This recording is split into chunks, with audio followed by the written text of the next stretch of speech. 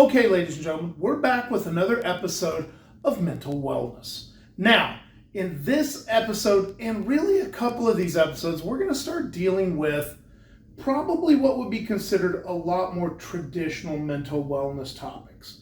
And among those topics, we're going to talk about depression and anxiety. And there's a lot of myths that are around depression and anxiety. So we want to make sure that you have some good answers from someone who knows some of the right answers. Because the reality is, and if I'm not mistaken, nobody knows all the answers to depression or anxiety. No, I don't think so. And in part, is it because depression and anxiety are very individual experiences? I would say absolutely. They're very individualized to each person of what they're experiencing, what symptoms they're having, courses of treatment.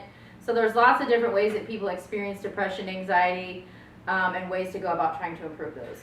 So just remember that we're talking here in generalities, not really this is something you can diagnose from a very quick video discussion of some broad topics. So with that in mind, let's start with what is depression, and specifically, what's the difference between depression and sadness? Sadness is a normal emotion in a response to an event. Depression comes with a multitude of symptoms, sadness being one of those, and it happens over a prolonged period of time. Well, and I think that's where I wanted to start, because so often, particularly in younger people, sadness is taken as, wow, I may have some depression. Well, maybe, but the question becomes, as you mentioned, is the sadness a reasonable and natural response to a current or ongoing situation? Or is it maybe a leftover of a previous situation that simply cycles back through? Because as we've talked before, emotions are not bad. Correct. Emotions are what emotions are.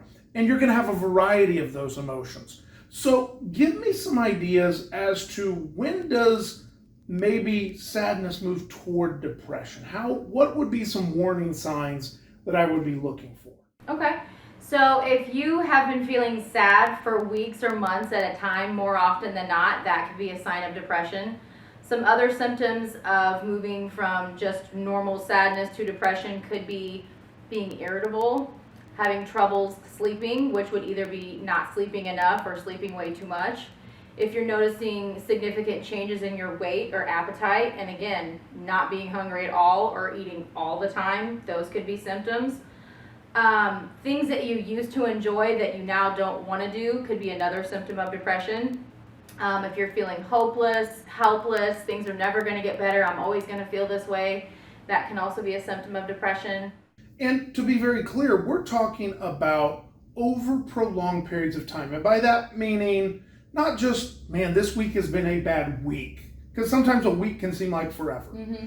But a week is not really a long time. No, I would say in order for you to be diagnosed appropriately with depression, you would have to be exhibiting at least a handful of these symptoms for like 2 to 3 months consistently. And that also is another great point to mention is it's not just one.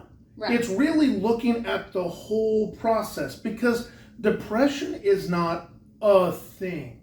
Depression is a group of things that are going to affect a group of, they're going to have a group of effects. Mm-hmm. And so we can't just look at one thing and say, oh, that's it. Right. And we can't just look at one outcome and say, that's it.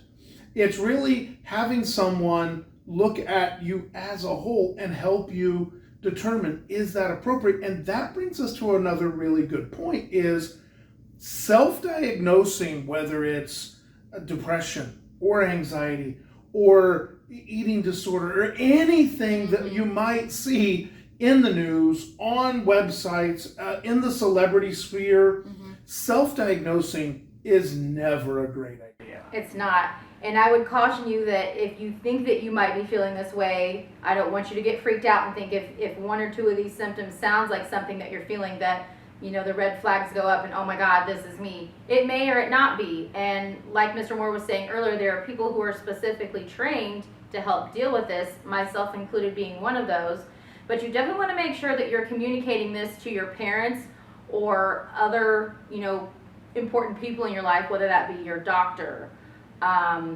your counselor or therapist, your coach, your parent, whomever you trust and feel comfortable to talk to, because you definitely want to get adults involved. And as minors, if you are feeling this way, they can't really go out and set this stuff up for themselves. So if you're feeling like, I think I might be experiencing one of these things, you want to let someone know so that they can try and help you get something set up.